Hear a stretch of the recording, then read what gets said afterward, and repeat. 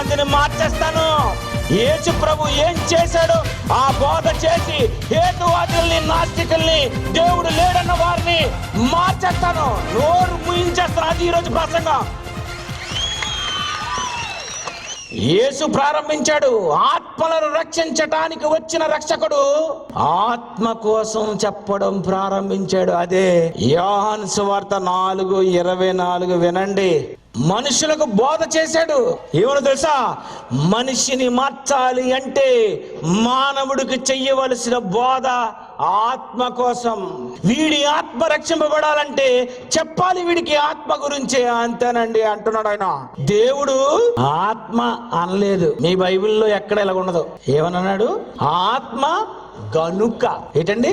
దేవుడు ఆత్మ గనుక. గనుకెందుకు? ఇక్కడే ఉంది కథంతా. మొత్తం గనుకలోనే ఉంది మొత్తం ఈరోజు కథంతా. దేవుడు ఆత్మ గనుక. గనుకంటే కరెంటు గనుక. చెప్పండి. కరెంటేనండి, మరి ముట్టుకుంటే షాక్ కొడుతుందండి. లోనకేమో వైర్లు వెళ్తాయండి. ఆ వైర్లో 2 వైర్లు ఉంటాయండి, ప్లస్ మైనస్ ఉంటుందండి. అందులో బల్బు వెలుగుతుందండి, ఫ్యాన్ తిరుగుతుందండి, కంప్యూటర్ పని చేసేస్తుందండి, కెమెరా పని చేస్తుంటుంది, ఫ్యాన్ తిప్పేస్తుంటుందండి. చిన్న బల్బు, పెద్ద ల్యాంపు, 500 వాట్స్. అబ్బబ్బబ్బబ్బబ్బ, గంటల ప్రసంగం. ఆత్మ గనుక. చెప్పండి. నోరు రాదు, అందుకే చెప్తాను ఇప్పుడు. ఆత్మ గనుక. దేవుడు ఆత్మ గనుక అంటే, గనుక అంటే ఆత్మ ఏం చేస్తుంది? చెట్టు గనుక నీడిస్తుంది, కార్బన్ డైఆక్సైడ్ తీసుకుంటుంది, ఆక్సిజన్ ఇస్తుంది. చెట్టు గనుక.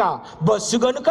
బస్సు 50 మందిని తీసుకొని వెళ్తుంది. దానికి 6 చక్రాలు ఉంటాయి, ముందు డ్రైవర్ ఉంటాడు, లెఫ్ట్ సైడ్ క్లీనర్ ఉంటాడు, 2 డోర్లు ఉంటాయి. బస్సు గనుక. అబ్బా ఎంత బాగా చెప్తున్నావు. కారు గనుక. చూడండి, అక్కడ కార్లు 2 సీట్లు ఉంటాయండి, వెనకాల 3 కూర్చోవచ్చండి, ముందు డ్రైవర్ కూర్చుంటాడండి, ప్రక్కనేమో వరుడు కూర్చోవచ్చండి. బస్సు గనుక. బస్సు గనుక చెప్పావు, కారు గనుక చెప్పావు, బండి గనుక చెప్పావు, ఇల్లు గనుక చెప్పావు, కరెంటు గనుక చెప్పావు. దేవుడు ఆత్మ గనుక ఏం చేయడా?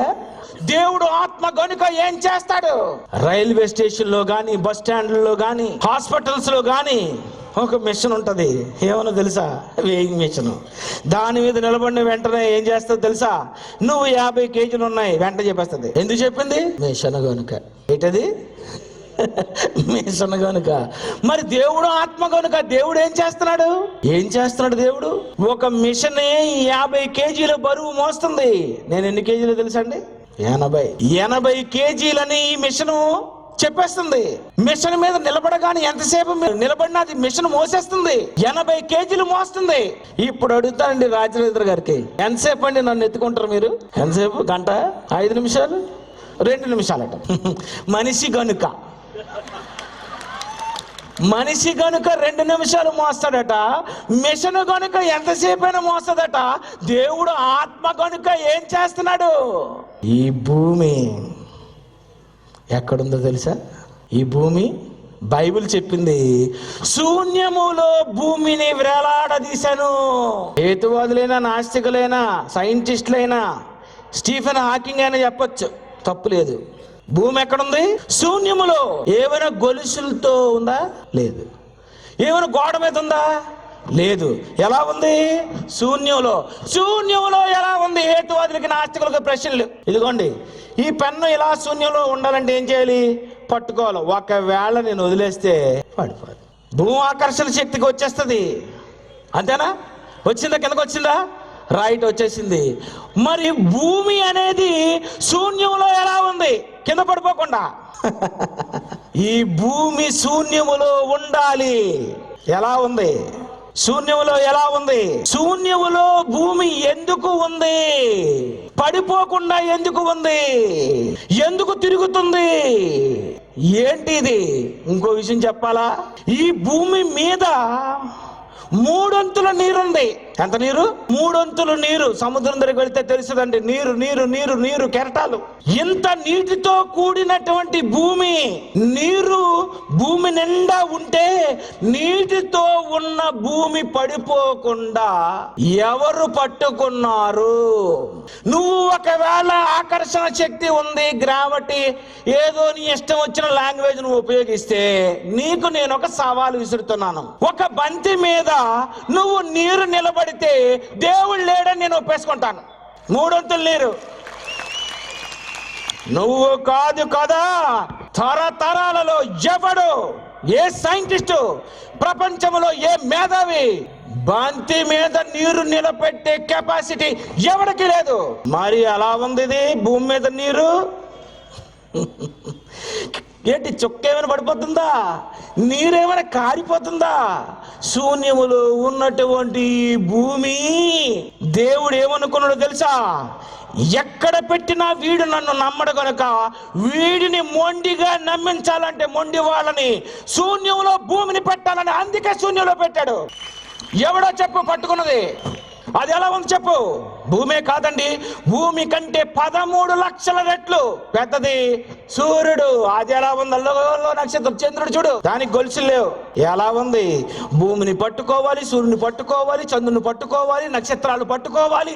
ఇవన్నీ పడిపోకుండా, భూమి మీద ఉన్న నీ మీద పడిపోకుండా, నువ్వు చచ్చిపోకుండా పట్టుకోవాలంటే ఎవరుండాలి? దేవుడు ఉండాలి. ఎందుకు దేవుడు ఉండాలి? ఎందుకు ఇదంతా పట్టుకోవాలి? ఆత్మ గనుక. ఏంటండి? ఆత్మ గనుకండి. ఆత్మ గనుక దేవుడు ఉన్నాడు, పట్టుకునే దేవుడు ఉన్నాడు, భూమిని నడిపించే దేవుడు ఉన్నాడు, నీరు కారిపోకుండా ఉన్న దేవుడు ఉన్నాడు అని, దేవుడు ఆత్మ గనుక అని మానవులను దేవుణ్ణి నమ్మించేటటువంటి ప్రసంగాలు చేయడం ప్రారంభించాడు ఆ యేసు. ఈరోజు జైసల్ పీడి సుందరరావు గారు, నువ్వెంత మొండివాడినైనా నమ్మించే కెపాసిటీ ఈ బైబిల్కి ఉంది, ఈ వాక్యానికి ఉంది. నా యేసే వాక్యం ఎలాంటి వాడినైనా మార్చేస్తాం. హేతువాదిని మార్చేస్తాం, నాస్తికుడిని మార్చేస్తాం. హేతువాదిని, నాస్తికుడిని, దేవుడు లేడన్న వాడిని నమ్మించే బోధలు చేసింది నా యేసు. అందుకే ఈరోజు ప్రపంచంలో 700 కోట్ల మందిలో 300 కోట్లకు చిల్లరగా క్రైస్తవులే ఇప్పుడు ప్రపంచాన్ని ఆక్రమించగలిగారు. కారణం అతని బోధ.